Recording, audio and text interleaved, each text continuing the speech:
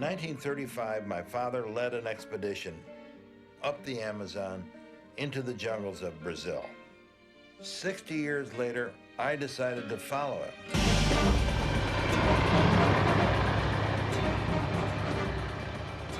Some people said that what I finally did was eccentric, but I don't think it was eccentric to try to understand your father better and try to really find out what your father wanted for you. I think my father approached every day of his life as a little bit of an adventure, and I think he tried to put himself in a position where he would have somewhat of an adventure every day. And if he couldn't find one, he'd stir one up. He was a confirmed optimist, and he would come up with funny ideas that everybody said, yeah, I don't know where he's going now.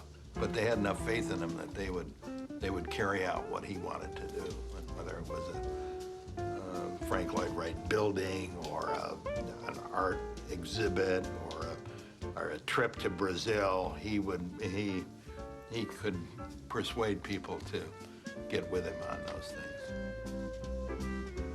Then, of course, he got this idea for the expedition and bought this wonderful airplane, the Sikorsky S-38 from the Chicago Exposition of 1933. At that time, there were few airports in the world, generally, and there were literally no airports on the way from Miami south. He had to land most of the time on the water. He really needed an amphibian. He wouldn't have been able to make the trip without both the land capability and the water capability. He decided to do this thing, which nobody really wanted him to do because the business was in such bad shape and it cost money to do this, and he had a family that he ought to be thinking about, but he gets into this peculiar-looking airplane and flies to Brazil.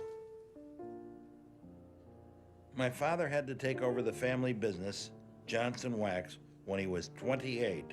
So from early on, he felt a lot of pressure. And I had it on me. My father's expectations of me were always very high, and I just thought about doing other things when I got out of school and out of the Air Force. You know, why go there when I could be an airline pilot or whatever, or even a playboy. But by that time, I'd gotten to believe that this was a great place. Before my father died, he asked me to carve the leaf of the carnauba palm on his tomb. That really is an unusual thing for a man from Racine, Wisconsin to want to be buried with a Brazilian palm on his tomb. After he returned from the expedition, Dad wrote a book about his adventure. Not long ago, I came across the copy that he inscribed to me when I was 8 years old. And when I rediscovered the book, and it said to Sammy, "I hope you make this trip someday," it changed my life. Love, Dad. And that's the one that impacted me, and that's the one I came across again, that's what I got to thinking, how did it change his life? And why did it change his life? My father wasn't a sentimental man, so after the trip, he sold the airplane to an oil company. Later, we heard that the oil company pilot crashed the airplane into the waters of New Guinea. As the years went by, that plane became such an important part of how I remembered my father that I decided to search for it. There was something on it that I wanted.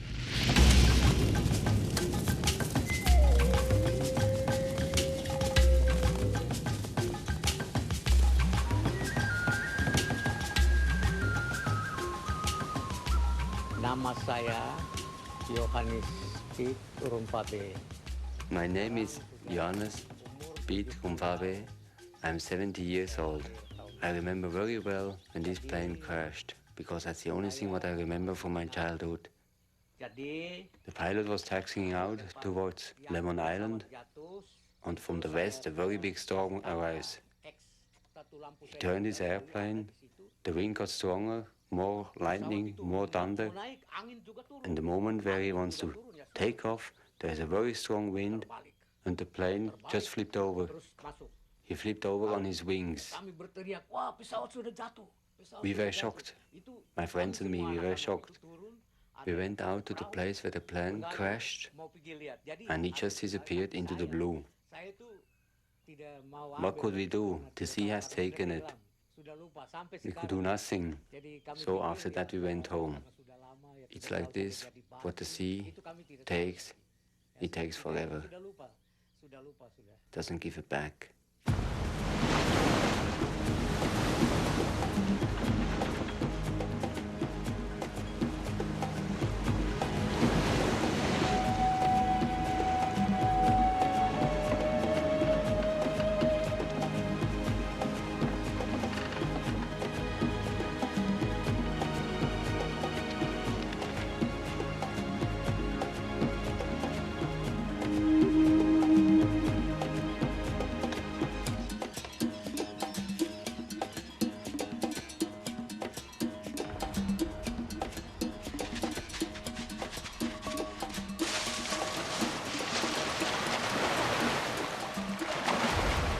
I wanted to find the Carnaúba so that I could get the nameplate off of it that identified that airplane as my father's.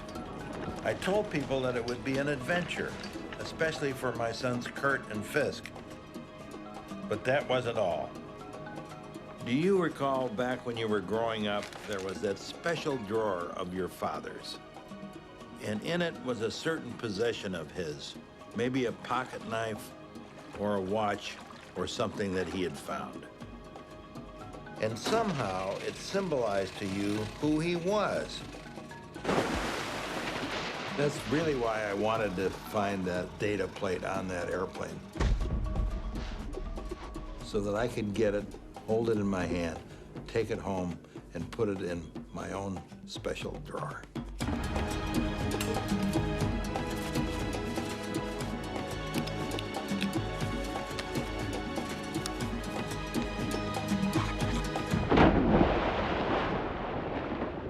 We talked about it a lot, and we thought after 60 years, 65 years, that the wood would be all gone because the water was so warm down there, and that what would remain would be maybe the hard metal pieces that were encrusted in barnacles or whatever, but at least there would be enough form to, to find something in it. And we didn't know exactly where the data plate would be. We thought, well, we'd have to look around. It's someplace up in the cockpit. But we didn't expect very much. The more we got into it, the more we realized that there wouldn't be anything usable on this. My sons dove time and again. I knew they weren't doing it just for the adventure. They were doing it for me. In the summertime, when Dad and I were up to the lake together, I'd wake up and he'd say, "Sammy, today we're gonna go find the headwaters of the something creek." And so we got his map out and we figured out where we would have to go cross country, and we got our compasses and everything all figured out. When we started charging through the woods, we never did find the headwaters of the creek. But it was a wonderful day because we got in the woods, we had an objective, it all seemed to come together, and then at the end of the day, it was a great experience, even though we didn't reach our objective. The point was that the search itself was worthwhile.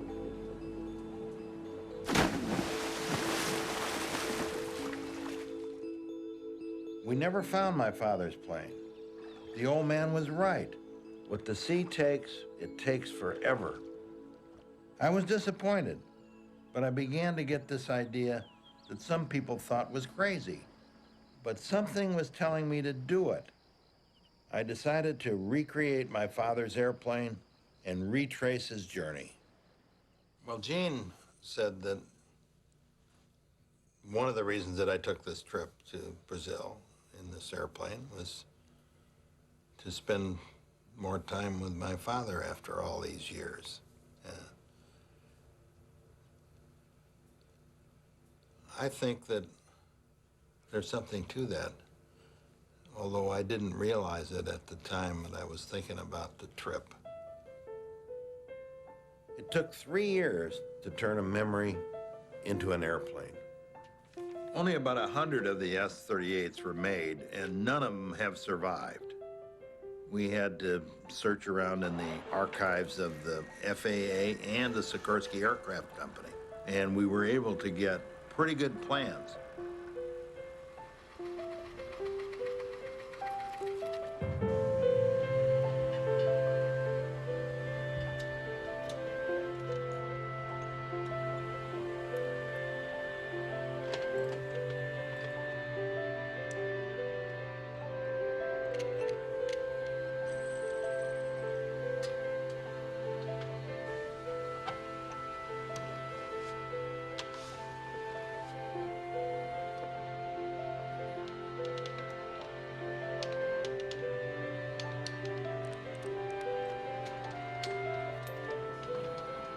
We didn't have very many pictures of the interior or the details of various components and how they fitted together. So there had to be quite a bit of educated improvisation that had to be done by those people in Owatonna.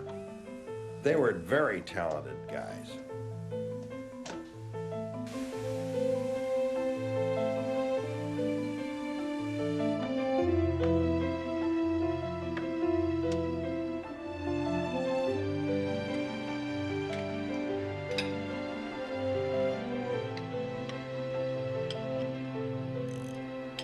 This airplane was so important to me that to see it kind of grow. And I used to go over there about once a month just to see what was happening and talk with the guys that were building it. And they seemed to respond to my enthusiasm for the project.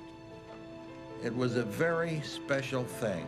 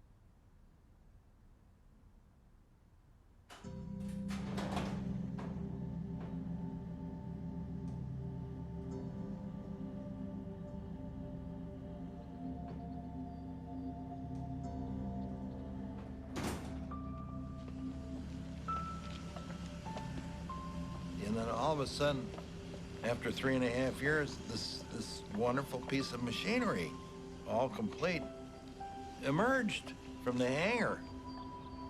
You know, I couldn't believe it when I finally saw it all done. It was so so beautiful.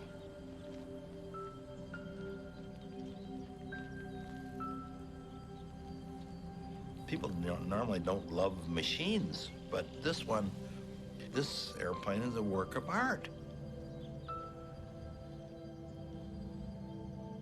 In his later years, if he saw that airplane, if he'd have lived long enough to see that airplane, and particularly after his stroke, he would have been just enlivened, I think, that I had done this, that I'd thought enough of what that trip was to put all the time and money and effort into rebuilding a memory. Southeast 150 degrees and 12 knots. Negative traffic reported. Altimeter 3016.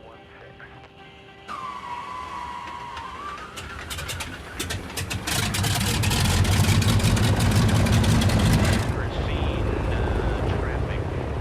Experimental 6 Victor is taking the active 14 right-hand turn.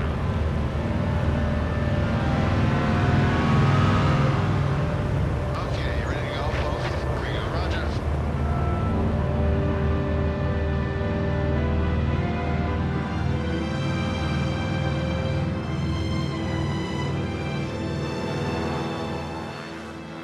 I have a passion for flying. Part of the passion is the freedom it gives you to do what you want to do. And that means that you can go down to the hangar, push your airplane out, fill it with fuel, and then look up in the sky and think about the weather, and you say, where am I going to go today?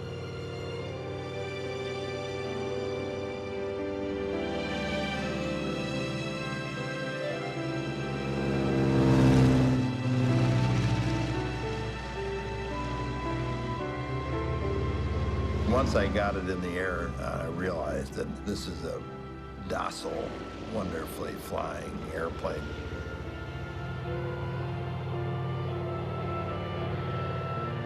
And for the first time, you hear that wonderful sound that that thing has, and then you put the throttle forward, and it was exciting. And it's a fine airplane, a little heavy on the controls, particularly the banking. But on the pitch, it was very easy. Sector racing unit, Tom, your winds will be 150 and 10 knots. You're aware of the traffic, right? So I flew it around a while, and my first landing wasn't all that bad.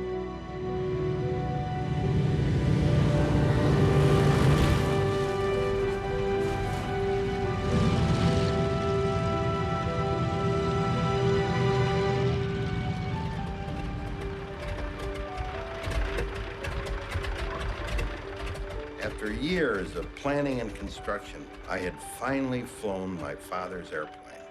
And I felt, as I would feel many times in the journey to come, that my father had flown with me.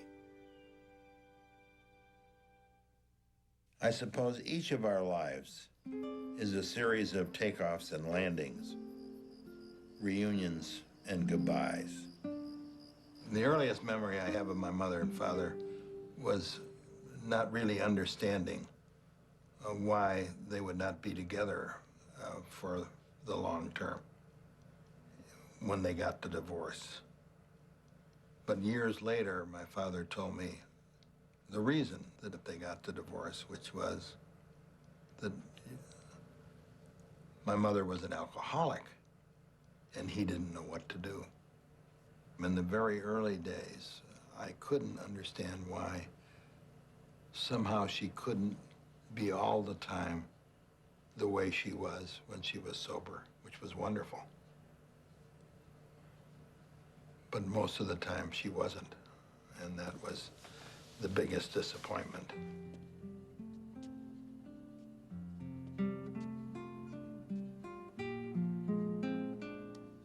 Coming with me that morning were my two sons.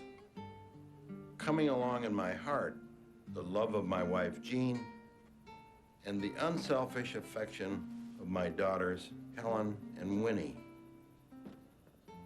They saved me for this day.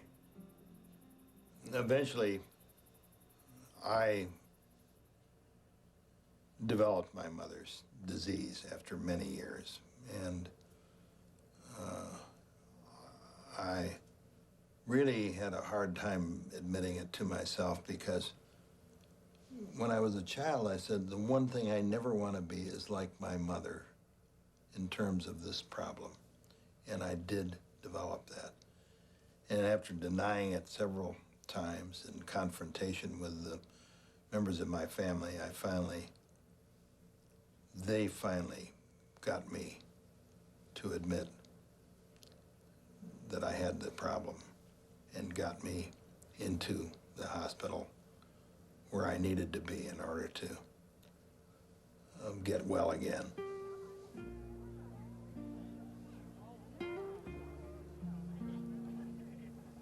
Alcoholics have difficulty recognizing that they have a disease. And that's why you get in such a state of internal frustration, because you know that you have to get the monkey off your back, the alcohol off, and you cannot do it.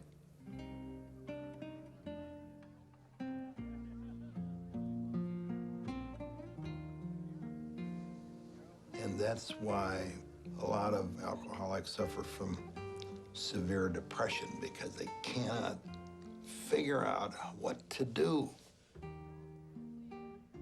It was very difficult for me because I was the chairman of the board of the Mayo Clinic and had been for 7 years as I was kind of leading up to this alcoholic problem. And so they're trying to get me to go to the Mayo Clinic for treatment. And I mean, how can I walk in there? I'm the chairman of the board, and I'm walking into the addiction center at the Mayo Clinic. How do I do that? And I finally called up the head of the professional head of the Mayo Clinic, and he said, well, my brother's daughter just got out of the addiction center here for alcohol. And that kind of softened the blow for me, and so I walked in there one day, and 28 days later, I walked out, and I'm forever grateful that, but it was the family that pushed me into it. And I think one of the great values of a family is to help another member get over a problem like I had.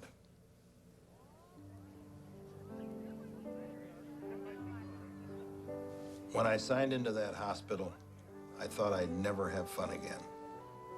I was wrong.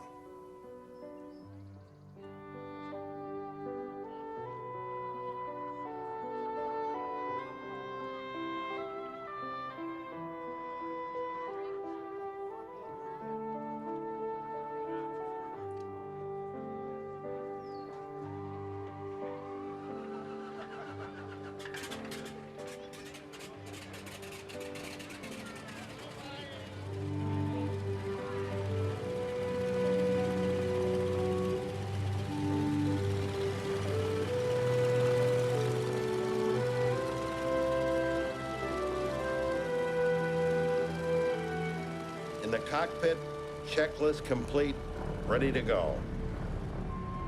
And in my heart, my father's inscription, Sammy, I hope you can make this trip someday. My father wrote in his journal, on the morning of October 1st, 1935, a twin-motor Sikorsky amphibian was ready to take off with 5 members of the first expedition of its kind ever attempted. We took to the air. At last, we were on our way to the land of the Carnaúba.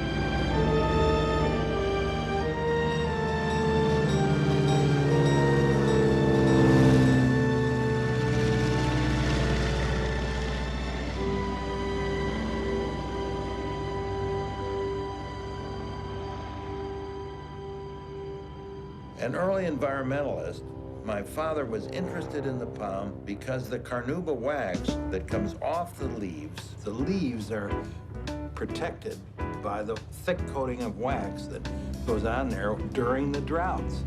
And that wax is the hardest known natural wax. It was the principal ingredient in all of our products at that time. We only made wax products back then. Going by sea and land, the search for the palm would have taken more than a year, but by air, it would only take a few months.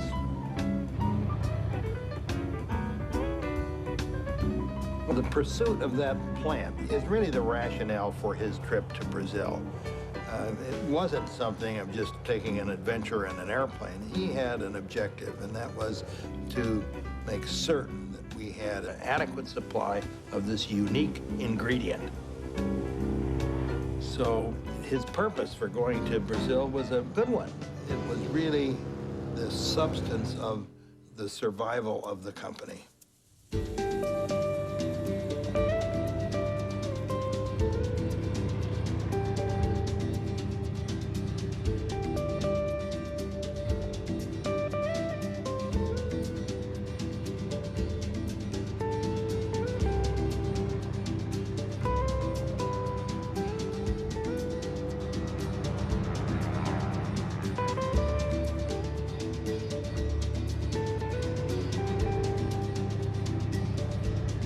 The great thing about that airplane was that you felt connected to the land below. There was no point in going any higher because it didn't fly any faster higher. And also when the weather was bad, we flew low. And I can remember on a particular day when we were very low, about 100 feet above the trees or less. Every once in a while, we would come across a farm and we could see the cows looking up, and the farmers, without exception, would look up and they'd wave and smile. But it was fun flying at that level, and it was at 90 miles an hour. Everything happens quite slowly.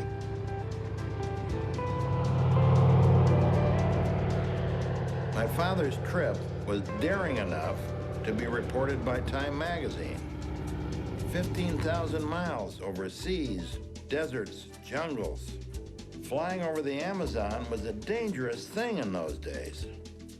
He didn't have any options. If he'd lost an engine, he'd have to go into the river. And he would have, who was gonna pick him up? Who was gonna rescue him? There weren't any airplanes flying around. There was no satellite listening to a distress signal. He would be on the river, and then he'd pull up to the side, and he'd have to camp out there until somebody came and got him in a boat. But he seemed perfectly calm in his writing about flying up the Amazon when you read the book. That's where my admiration for him kind of went up, because he didn't worry about it. In that book, there isn't a worry about outcomes at all. He was gonna do this trip, and he was gonna come back alive, and he was gonna be okay. And it turned out that way. We didn't take the kind of risks he had. So, you know, you think about what he did versus what we did. Then you begin to have some admiration for his guts and his persistence and his, and sometimes you could feel his voice, his urging.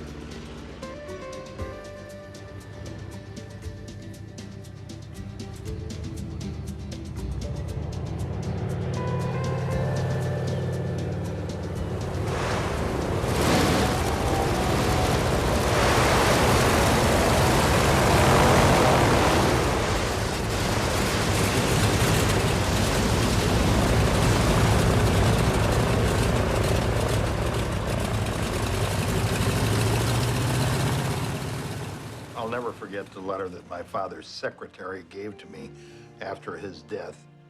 She told me that he had instructed her not to give it to me until after he was gone.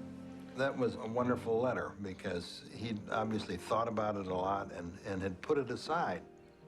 It was written when I was in my 20s, and it began, "Dearest Sam." And he said that he had great confidence in me to carry on what he had started. And then he goes on to say that many people will tell you that you have not done the things the way I would have done them.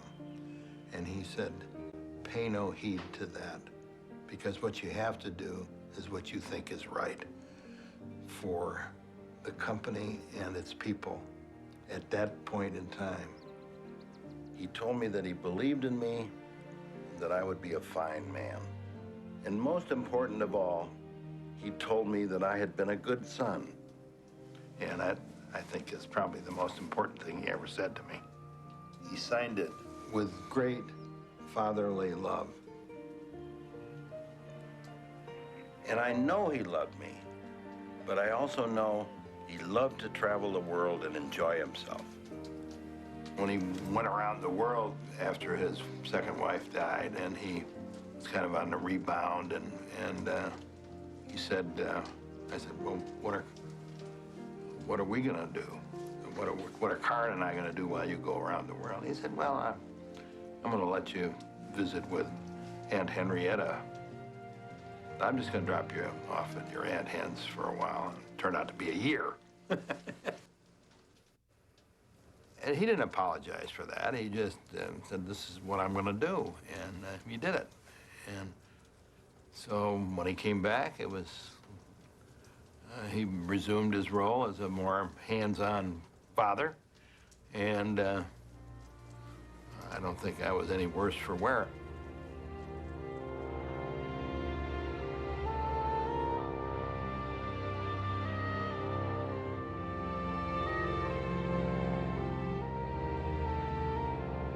When I first was in charge of the company's business in Europe, I consolidated some factories, and everything got really messed up. In that period, we lost half of the company's total profits. And I was wondering what my father would say, but I got a phone call one day from him, and he said, what is going on? I said, well, I think we're doing the right thing, but I didn't do it correctly. And he said, what are you trying to do, wreck this company? I said, no, I'm not. And he said, well, I think I need you back here in Racine. I want you to come back. So I explained to him why we had done this, that it was the right concept for the long run, but I hadn't executed it very well. So I didn't get fired. But this was in the summer of 1965. And in the Labor Day, and my father just had turned 65. And it went on till Labor Day, and he had a stroke. And it was a serious stroke, and he was flattened. He lived and recovered somewhat, but I always wondered whether I had given him the stroke because of the mess up I'd made in Europe. And I'll probably never know the answer to that question. After his stroke, my father used to spend his winters in Florida. He would insist that I would come down there every other weekend to bring him up to date on how the business was doing. He couldn't read very well, and he couldn't write because his right arm was gone, but he would have the numbers for the company and have me go over them all in detail with him. And invariably, kind of at the end of the conversation, he would get exasperated with what he saw. He didn't like what he saw, and he would say, well, I don't like these numbers, and I don't like you either. And you're fired. And in the beginning, I used to say, well, you can't fire me. But I learned better after a while. I knew he was ill, and I knew his fuse was about that big because of the stroke. But when your father says, and I don't like you either, and you're fired, it can't help but get you. And I did this for years after. He lived for 13 years after his stroke. And every other weekend, in the wintertime, I'd be down in Miami talking with him. And it was tough. Sitting there in his wheelchair, looking out over the ocean, he must have remembered the time that he flew over those very same waters. As my father said in his book, The Atlantic put on a gorgeous show of changing colors, from dark blues and violets to pale green that faded into yellow as we flew over hidden reefs. like my father, our destination was Fortaleza, Brazil.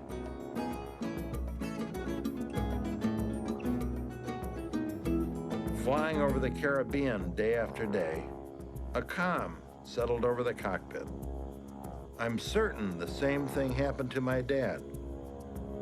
As peaceful as the scenes were below, he was not so peaceful on the inside. The divorce from my mother, the strain of running the company since he was 28 years old, when his father had suddenly died, and the stress of the Great Depression, when he decided not to lay anybody off. I think he was looking for some answers to these questions about his future, and was hoping that by rediscovering the source of the Carnaúba palm, which was the principal ingredient of the products in those days. It was the magical ingredient. It was the product plus, if you will. In the product was the Carnaúba wax. And so he was chasing after the most important thing for the company, the thing that set us apart from everybody else, was that ingredient that made it a superior product. And so he had the right idea. You go after the most important thing and you try to make certain that it will continue. In 1938, when I was 10 years old, my father took me out of school to go to England with him. We got on the North German Lloyd liner, the Bremen, which became quite famous in World War II. And it was very rough crossing the North Atlantic, and this was in the winter. And one night he left me alone in the cabin while he went up and had fun. And the boat was tipping so badly that everything was beginning to fall around into the room, and the stuff was coming out of the sink, and the toothbrushes were falling on the floor and all of that, and I got frightened. So I went up to the bar in my pajamas, and he's sitting with about 3 or 4 women, and he said, "Oh, hi, Sam, I'm delighted to see you. Come on and join the party." That's kind of confusing to a child. For a long time, I couldn't admit that my father was not around enough of the time when I needed him. Because when he was around, he made me feel that he was happy to be with me. There aren't too many pictures of the two of us together. Dad had his own life, separate from mine.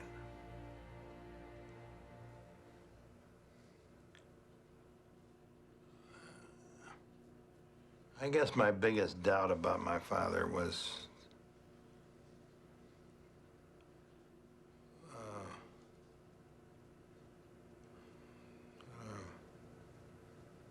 whether he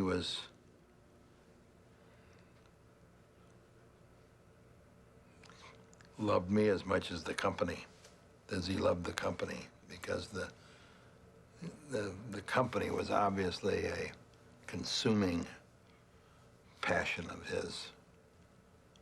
And sometimes I felt maybe I was just an instrumentality of his to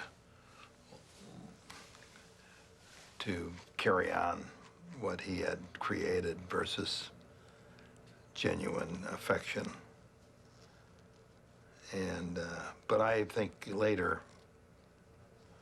I realized, and I now realize that, and particularly as I read some of these things that he wrote again, that he had a genuine affection for me.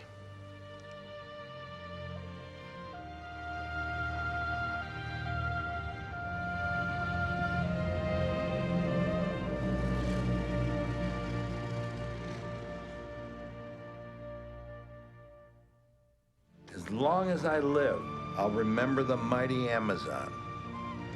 It's impossible to imagine the river's size unless you see it.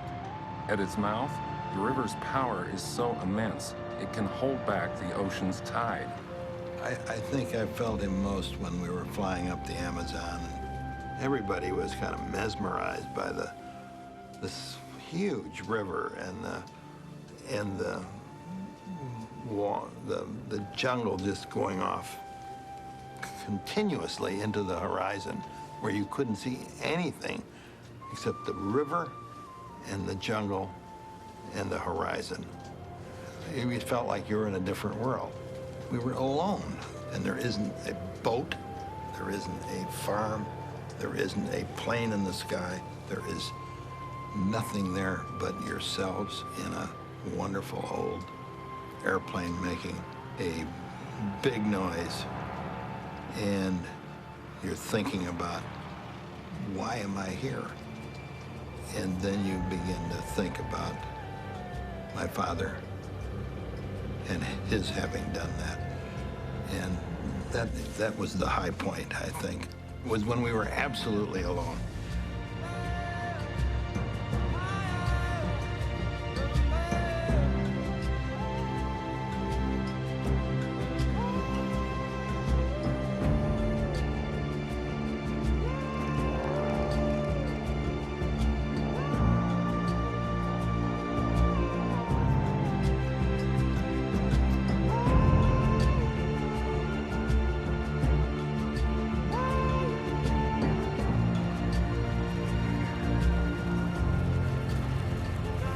After many days of flying over South America, our expedition, like my father's, finally reached Brazil.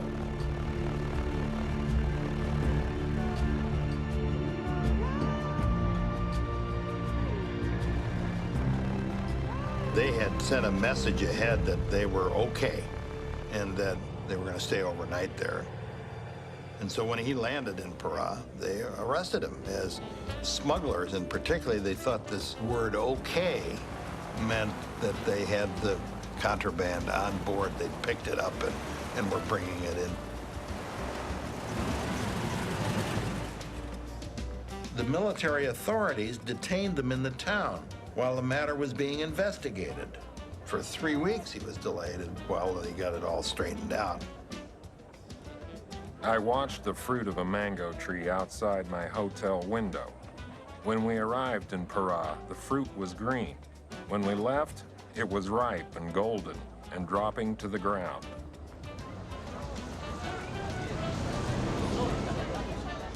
I think his confinement set him free in a way. He spent his days strolling through the markets, meeting the people. There was even a carnival going on.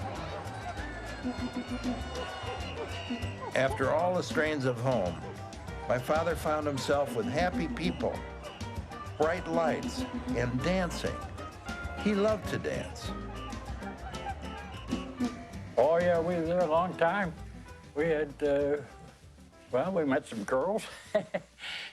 Some of the niggas walking up and down in front of the hotel, so we went across the street in the park, and we went over and talked to them. And they were going to a dance, and we went to the dance. We had to get the white suits real quick.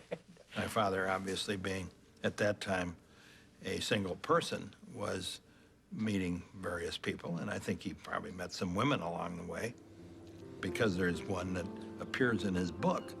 And I've always been curious about who that was,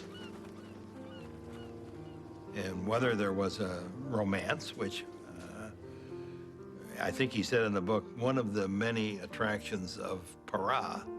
That kind of indicates to me that it wasn't just a casual meeting on the street, that there was something more to it than that.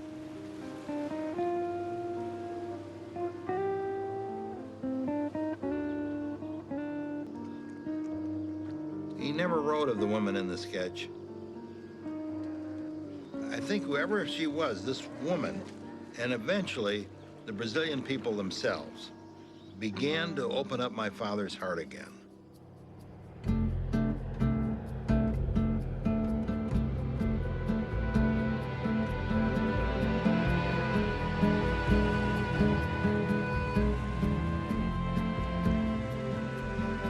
took my father's expedition 6 weeks after leaving Miami to reach the coastal town of Fortaleza.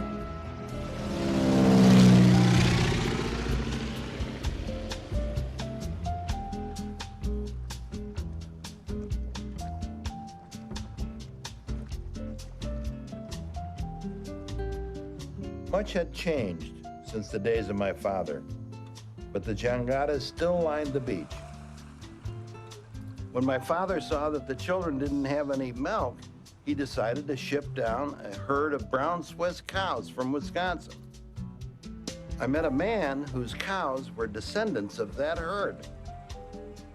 When my father discovered they needed a school, he built one, and it exists till this day.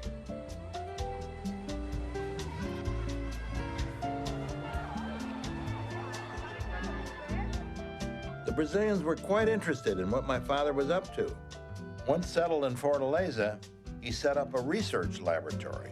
And then he made several trips by plane to the interior and located where the highest concentrations of the Carnaúba palm was. He was looking for a site where he could establish a plantation to grow and study the Carnaúba palm, and to see if he couldn't find a more efficient way to harvest the leaves and collect the wax. He called the plantation Raposa. When you get to Fortaleza and you see this palm, it is unique on the horizon. It's a kind of all round where the leaves are, and it's very tall and very straight. And it is the only thing that seems to flourish in that particular kind of environment. All of the other plants and trees are kind of destroyed in the alternate dry periods that they go through in the northeast part of Brazil. But the palm does very well because it's the wax on the leaves that protects the life of the palm. But wax isn't Carnaúba's only benefit. The natives use the fruit for food for the animals, and the trunk for building their huts, and the thatched roofs are the palm leaves as the roof. The roots are used for medicine. And so it is aptly called the tree of life by the Brazilians, and that stirred my father's imagination, stirs my imagination, and he would talk about it kind of reverently.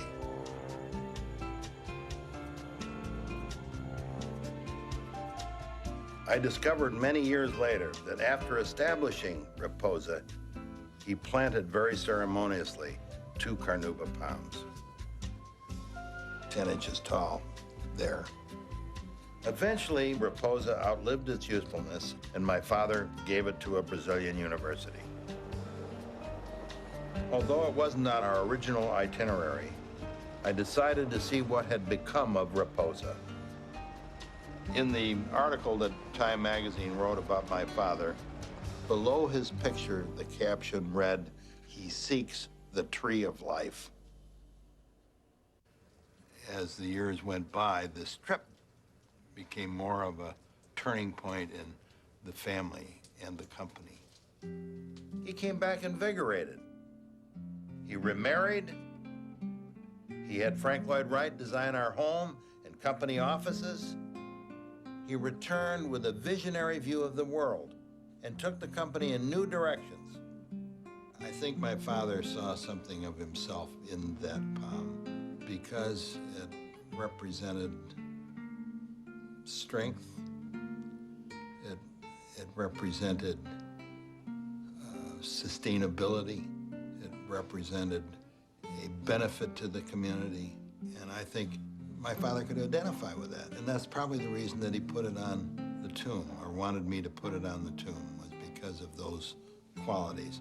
And particularly the sustainability of it through the droughts, that it could survive the rigors of bad weather.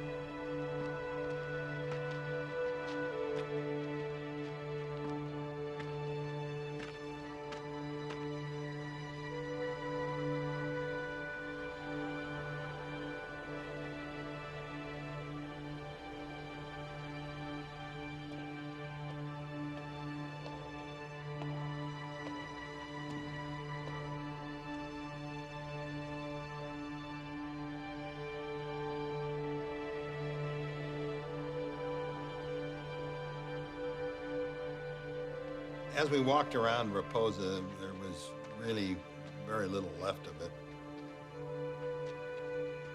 I would go back to my grandfather's speech in 1927. The big buildings, for all their solidity, must someday be replaced. And in this case, the big buildings were practically gone.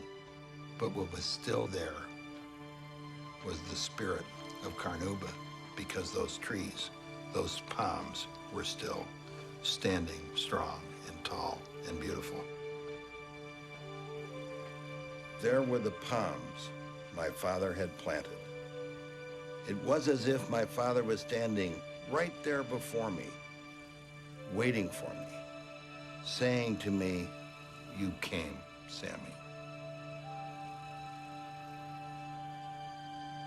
Walking up to those palms, I really felt like I was walking up to my father. For a moment, I was a child again, looking up at my dad.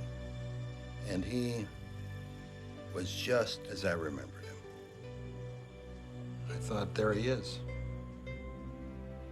There's my father and what he had done. It was then that I knew I had fulfilled the wish my father had had for me. Sammy, I hope one day you can make this trip. As I thought about the plantation and what my father had done, and then thinking also about the future, I guess I came to the conclusion that as a son, I shouldn't worry too much about whether I have lived up to the expectations of my father, but whether we as fathers live up to the expectations of our children.